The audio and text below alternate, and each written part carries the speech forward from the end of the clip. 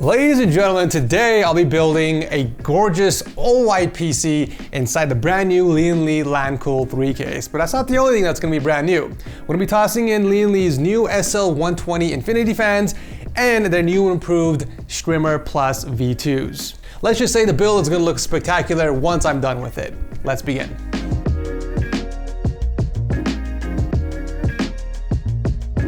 I live in an area where it rains a lot and I'm not able to wear any of my comfortable shoes because water gets through them and my socks get wet. So it makes it really difficult for me to do my daily walks and errands. But with my Vessi sneakers, who is also kind enough to sponsor today's video, I don't have to worry about that. These are 100% waterproof and snowproof, which is crazy to say considering how lightweight and comfortable these feel. Vessi sneakers are also made out of Dymatex, which keeps you cool in the summer and warm in the winter. But I gotta say, my favorite shoe from Vessi has to be their Everyday Move, which also has been launched recently on their website, because not only is this extremely light and comfortable, but also has this really cool sportier look, which kind of fits my style. To be honest, I don't go out without them. I wear them all the time when I'm doing errands or my daily evening walks.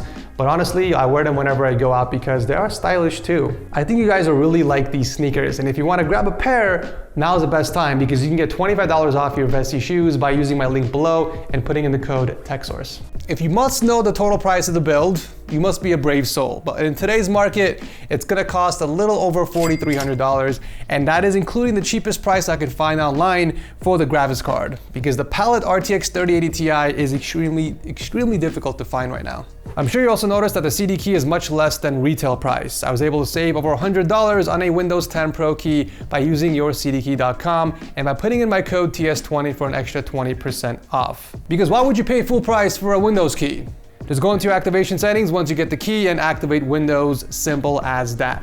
Alright, so kicking off the build, we're going with the 12900K CPU from Intel. I just want to stay on the Z690 platform just so I have an excuse to use this motherboard, the MSI Mag Z690 Force Wi-Fi.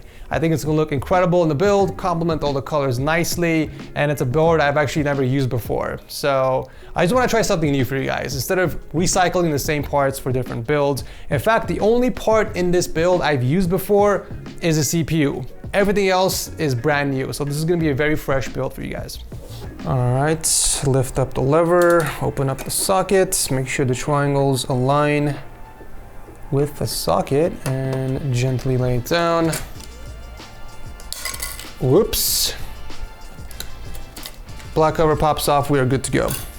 So with Intel's new Z690 platform, we do finally have support for PCI Gen 4 speeds, so we're going to be going with the Corsair MP600 Pro XT to take advantage of those speeds. And we're going to be throwing in 2 terabytes, which will be plenty for our operating system and Warzone. Just Warzone.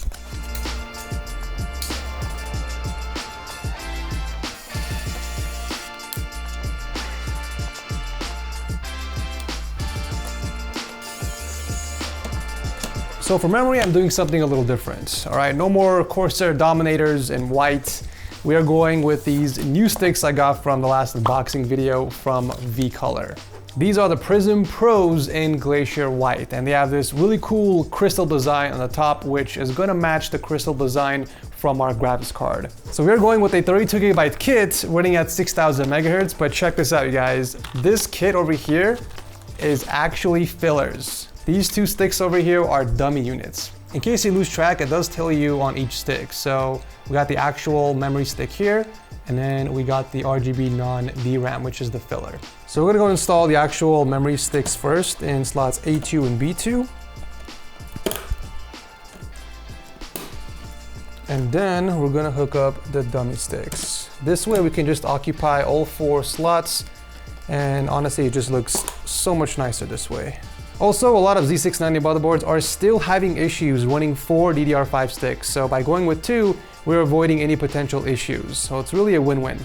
All right, so here's what we have so far, and looking at it the second time, honestly, I wish MSI would have just gone with white VRM heatsinks and white shields and covers for everywhere else on the board. It's not a big deal. It's still better than going with a black motherboard. I feel like being silver kind of blends in just enough with the white accents from the board. So it's not gonna be a huge issue, especially with the lights on inside the build. I don't think I'm even gonna notice, but Yeah, so before we put this in the case, we should probably prep it for the AIO pump installation because it's gonna be difficult to hook this up once it's inside the case. So let's get this out of the way first. We are going with, by the way, the Galahad AIO 360, but we are gonna be swapping the stock fans with the new SL120 Infinities from Lian Li. There we go. Oh, shoot. We are using a 12th gen CPU, so we're gonna use the LGA 1700 bracket, which is this one over here.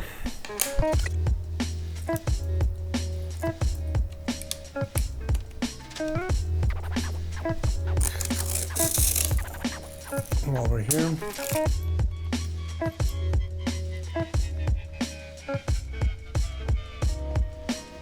All right, now it's time to install the motherboard inside the Lancool 3 case. Damn, that is such a good looking case, you guys. I gotta say, one of my favorite cases of all time has to be the Lancool series from Lian Li. I feel like it's underrated. A lot of people focus too much on the O11 Dynamic, and everyone and their mothers are using that case, and this one's overlooked a lot. If you guys remember, I did a build in the Lancool 2 about a year ago, the original Frost. That came out beautiful. A lot of you guys actually enjoyed that video, and I absolutely fell in love with that case. But seeing the Lancool 3 in front of me, I'm actually glad to see some nice changes. First off, I didn't like the black edge or black border from the side panel from the Lancool 2. You know, if you're gonna be building an all white case, you gotta commit. You gotta commit to the color scheme. That means everything, all right? The case, the SSD trays, the motherboard tray, even the grommets, like everything has to be white or has to be the same color. So I'm really glad to see that Lian Li fully committed to the all white theme. I mean, literally everything inside this case is white. The PCI brackets, the PSU cover in the back, even the SSD tray. So thank you, Lian Li, so much for this. So this is my favorite part of this case, you guys. This is how you open up the side panels. So both side panels are sitting on a hinge just like the Lancool 2, but in order to open it, you basically lift the front panel over here. Look at that. How freaking cool is that? Super effortless, doesn't take much effort, and you don't have to mess with thumb screws to open up the side panel. Same thing for the opposite side. Look at that. I love it. I love it. But you know what? Let's go ahead and remove this, and then we'll put it back in once we're done with the build. I think you're supposed to, yeah, just lift it like that. Please don't fall right now. That would suck. You know, I've even noticed that the installation screws are also in silver. So they took the entire like color neutral approach, which is absolutely insane. I wonder if the black case has black installation screws. That would make more sense. Oh yeah, even the thumb screws back here are silver. Wow, Lian Li, okay. All right, I see you. I see you. All right, so here's what we got so far, guys. Just like I predicted earlier, the silver accents from the motherboard actually blend in really nice with the case. You can't even tell under this lighting. And with the lights on at the end of the build, it's practically gonna be white at that point. But yeah, just like the Lancool 2 case, you got your power supply shroud compartment at the bottom. To gain access to that, you just lower the flap down. You got 2 hard drive cages over here, and the case does come with 2 additional cages that you can, I believe, you just slide on the top just like that, and of course you screw it in place. You can install your 2.5-inch SSDs on here as well. But if that isn't enough storage, you can actually add up to 3 more SSDs on the top here. You just gotta remove these trays, install these little rubber pieces over here, and then screw in the SSD to match the holes. Pretty simple. You thought I was done. Well, got some more surprises for you guys. Through the back panel over here, you got 2 additional SSDs. And if that isn't enough storage for you guys, look at that. 1, 2, 3, 4 more slots for SSDs. I mean, you got storage for days. We're gonna be removing the hard drive case. Oh my God, oh God, Jesus Lord. That was not. All right, so we're not gonna be using the hard drive cages. In fact, I don't even remember the last time I used a hard drive in a build. I think it's been like 2 or 3 years. And my daughter is playing with the lights. 1 second. What are you doing, girl? I'm working right now. You can, here, play with this. All right, as I was saying, we're gonna be removing the hard drive cages. The last time I've used a hard drive in a build was like over 3 years ago. So they're a bit obsolete to me. So it's gonna remove these. So let's see. It's gonna remove these thumb screws in the bottom here. And it should be an easy slide out. Oh, you slide to the right and then you pull out. Very nice. Just like what I do on the weeknights. Slide and pull out. Yeah, there we go. All right, if you guys hear any types of noises in the background, just know that little Shayla is visiting me at work today. And she's playing with Big Red version 4. That is a very expensive PC, girl. Please do not break it. I gotta work on that build after this one, okay? Okay, I'm glad you understand. Oh no, she's coming for the lens. No, she's coming for the lens. I know you love the camera, girl, but you can't touch the camera right now. All right, Daddy's gonna go back to work, okay? Be careful. I caught Lian Li slacking, you guys. They are using black cables in an all-white case. I guess they're really not that committed to the all-white theme, but you know what? I mean, it's not really a big deal. All right, so I guess we can go ahead and hook up the cooler now, but we will be swapping the fans with the new SL120s like I mentioned earlier, so let's go ahead and put that in right now. Man, I was counting down the days when I got these from the last unboxing video to actually use them in a build. These fans look so freaking good. You got mirrored accents in the front, the back, and both of the sides. Once the lights are on, you're gonna get this beautiful RGB infinity look. It's gonna look incredible in the build. And these fans look just as good in the front as they do in the back. Check this out, guys. Not even a single cable in sight. Amazing, amazing work. So the fans on the radiator will be intake. So we're gonna make sure the sticker is facing the bottom. And then we're gonna hook up 3 fans together. And that's 3. All right, so I got all 3 fans hooked up together and they're gonna sit on the radiator just like this as intake, but I don't like how the cable is running down. This has to run towards the back of the case so it looks a lot cleaner, and I don't wanna bend the cable. Well, Lian Li has actually thought of a solution for this, so check this out. All you gotta do is pop open this cap over here by sliding to the right and then pulling up a little bit. Then you can reposition the cable towards the opposite direction. This is freaking cool. And then you put the cap back on. And then you slide it back. How freaking cool is that, you guys, honestly? So now, got the cable facing the correct position.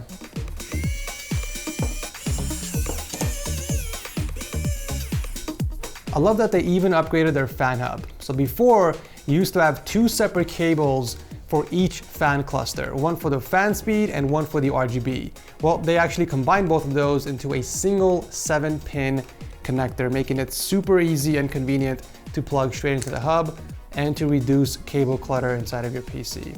So just like before, you guys can hook up 4 uni fans together and plug it into a slot on the hub. And this hub has 4 slots, so you can potentially plug up to 16 fans.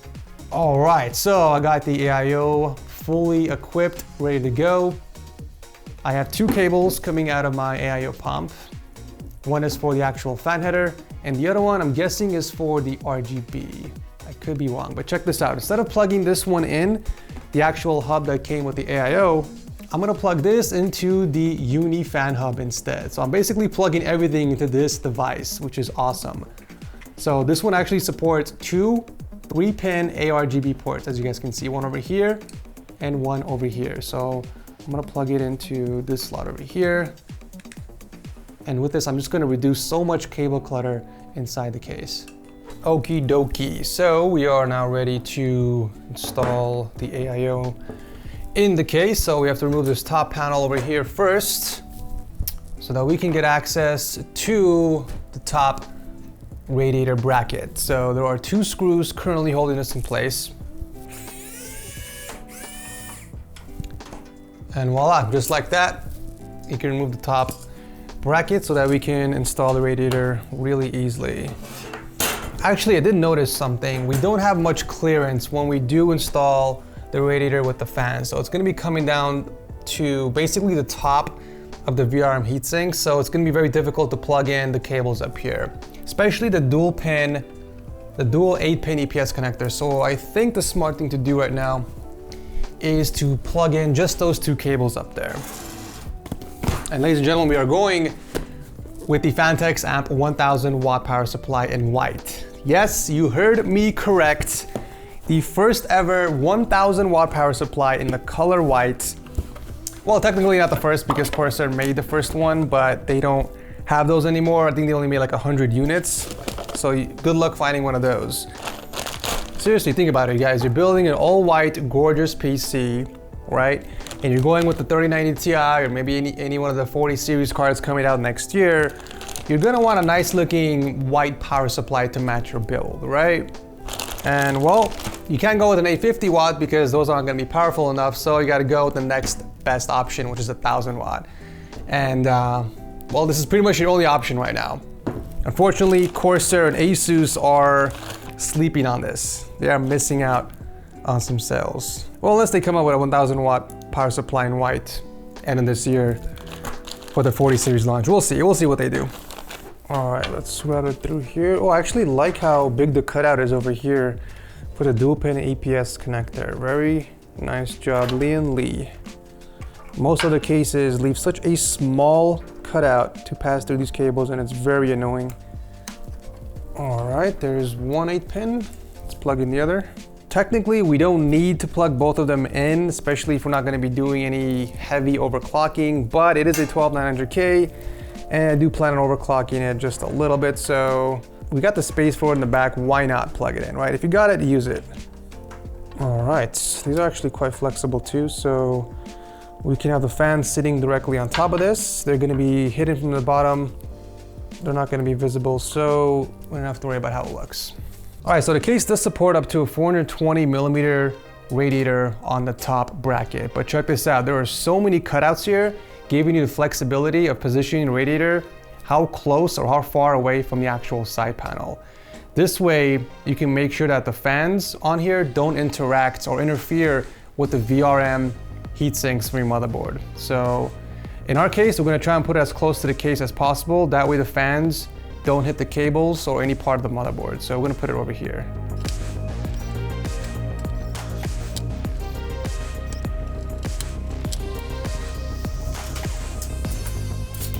Damn, look at that. That was so freaking easy. I'm also gonna replace the rear 140 millimeter fan just because it's not RGB and I do love consistency. So we're gonna swap it with the new SL120 Infinity. I almost forgot about the thermal paste. You know what, I'm not gonna spread it this time. This should be more than plenty. Oh God, it's spilling everywhere. Do not try this at home, folks. It's probably the worst thermal paste application I've ever done, but it'll be fine. God, these fans are looking so good and they're off. Like they're not even on. And it already looks freaking amazing. So let's rotate this sideways.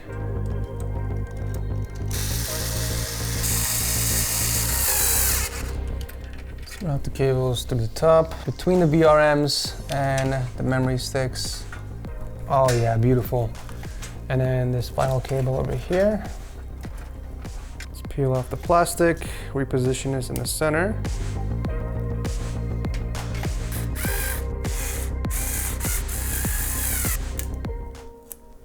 As much as I love the Lian Li logo, let's go ahead and cover all the text on here for a more sleeker build.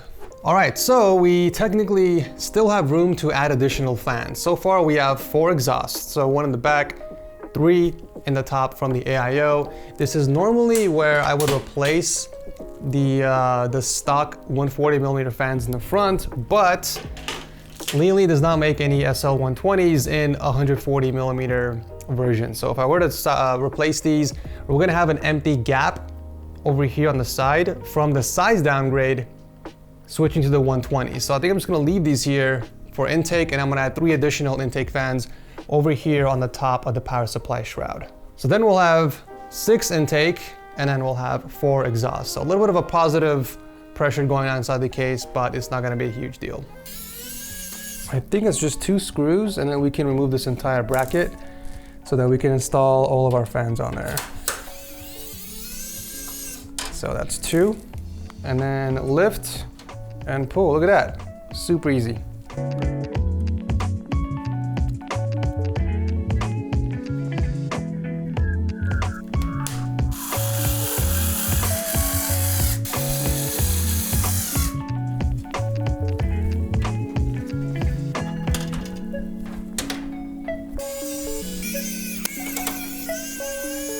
This is me just nitpicking again, but you know, I would have loved to see a white braided cable just so the black doesn't really stick out against the fans. But again, you know, very minor nitpick. All right, now I want to hook up the power supply so that I can start working on some of the cable management before I install the graphics card. So I just have to remove the power supply cover in the back here.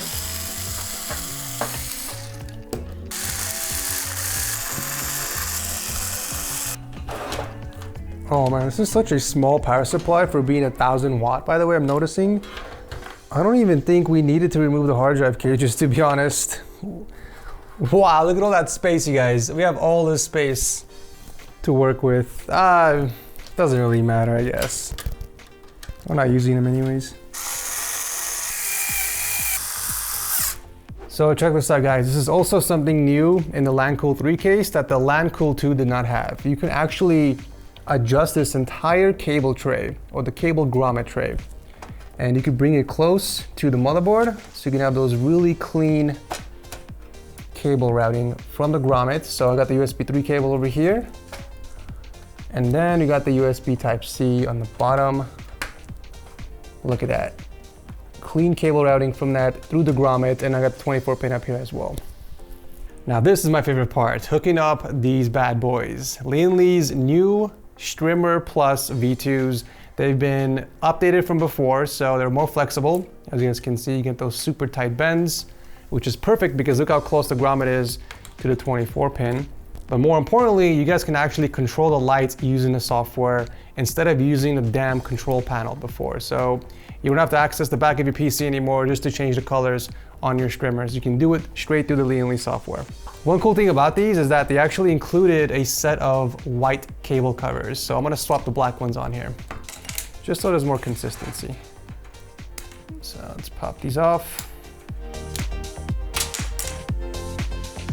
Attach the little holes inside here. I love that there are cutouts to help you with this. Oh, that is really easy. I love it. Absolutely love it. Good stuff, Lian Li. You guys are impressing me by the minute. And then this goes around. There's no way it was that easy. Now, I wish you guys would have made a white, okay, I'm wishing a little too much here. But yeah, white connectors would have been awesome, just saying. Just saying, not a big deal. I will take this gladly. Look at that bend, oh my God. Effortless, beautiful. Look at that, you guys. Are you serious? Are you, let me zoom in a little bit for you guys. Look at that. Absolutely amazing. Oh, I can't wait to put these in my build. All right, now it's time to pop in the graphics card. We are going with the GameRock RTX 3080 Ti, but it's gonna be going in vertical mode just like this. So you can show off the beautiful crystal faceplate. It's gonna complement the RAM sticks as well. The only issue with that is it's gonna be really close to the fans, but I think we should have enough clearance. So let's go ahead and install the vertical GPU kit that Lian Li was so kind enough to include with this build.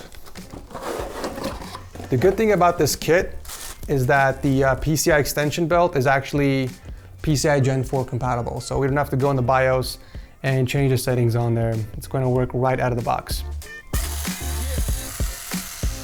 Actually, we might need 6.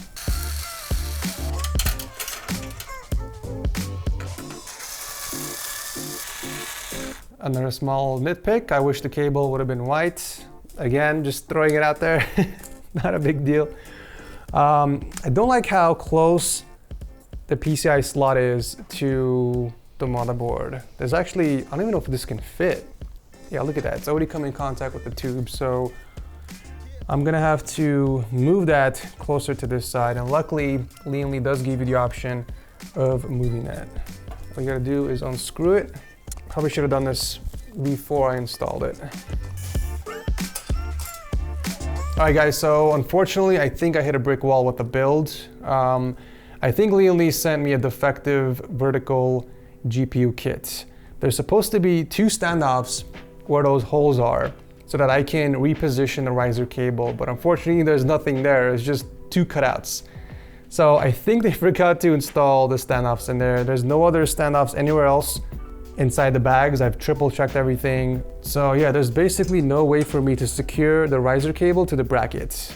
And if I can't do that, I can't mount the GPU, unfortunately. So I sent an email to Lian Li to kind of figure out what happened. You know, is this a mistake? What other things I can do to kind of get around this? But, you know, if I don't hear from them, I think I'm just gonna proceed with the build and kind of mount it the only way I can.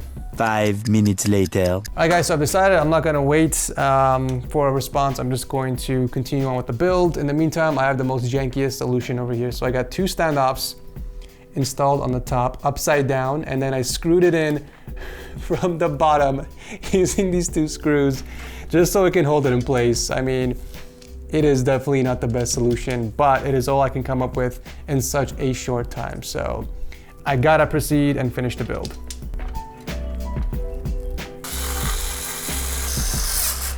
All right, let's pop the riser cable inside. Let's slide in the GPU. You know what? I should probably hook up the cables first. So same thing with the triple 8-pin. We can swap these black covers over here with some white ones, just so we stay consistent with the theme. This is also gonna make it a lot easier to plug in a graphics card because each 8-pin is split up. Before it used to be really difficult because they're all connected. All right, all cables are in.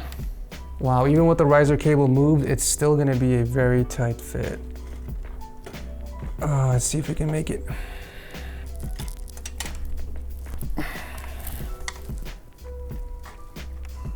That is tough. That is actually tough.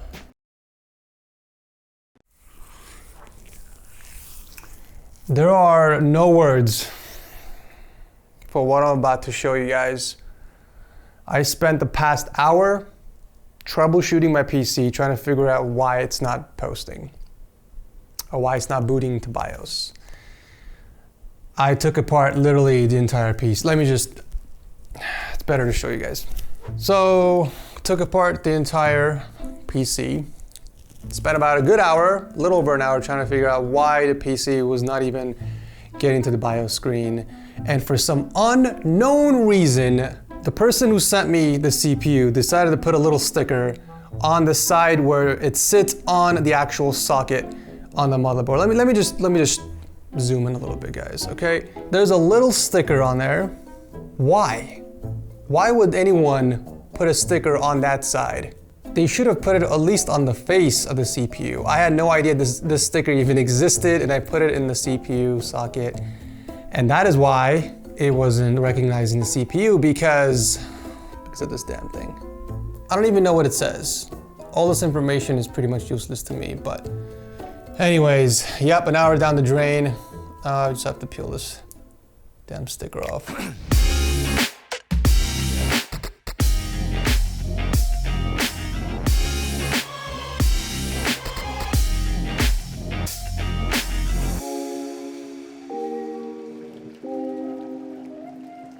All right, so it turns out that was definitely the issue. So I went to put everything back in. We are good to go, it seems. The build is finally complete.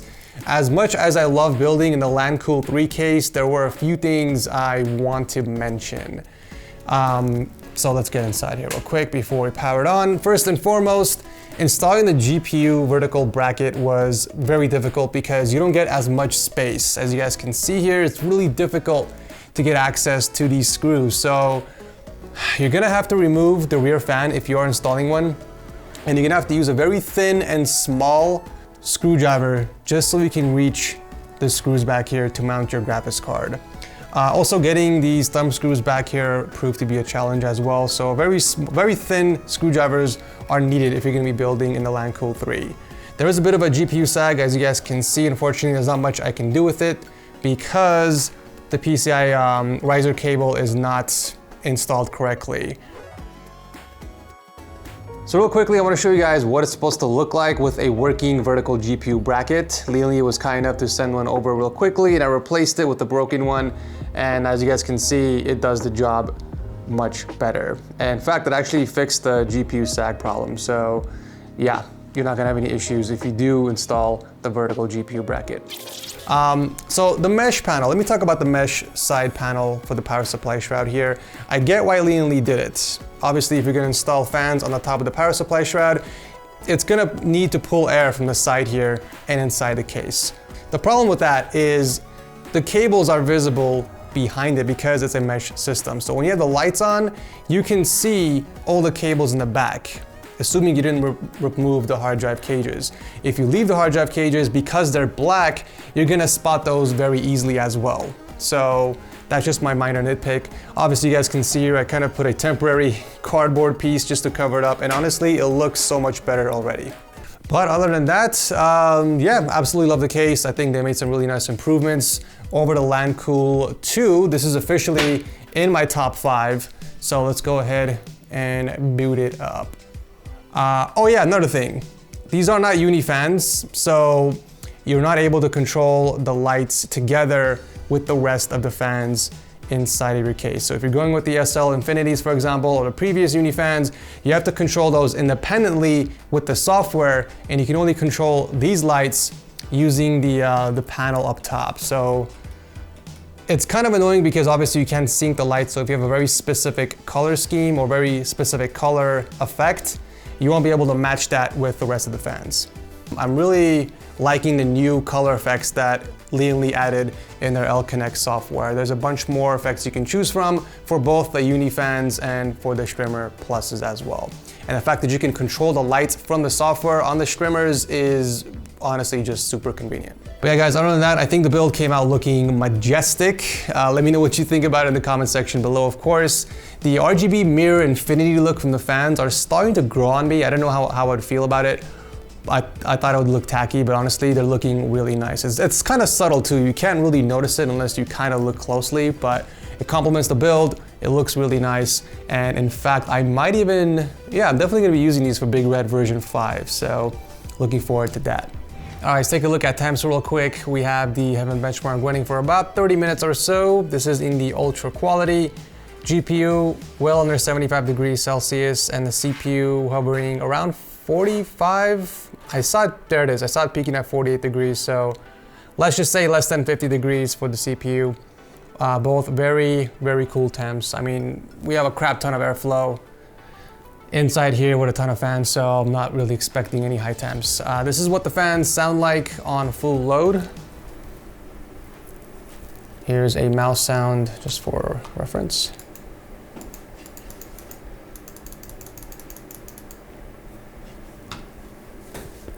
Very quiet build indeed.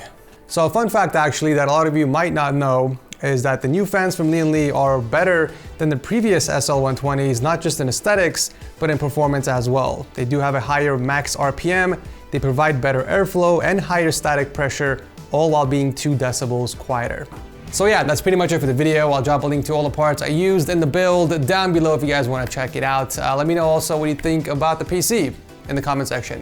I do have a bunch more PC builds coming up, including Big Red version 4, which I'm gonna be working on tomorrow. So make sure you guys are subscribed with notifications on. Thank you so much for watching, and I'll see you very soon in the next one.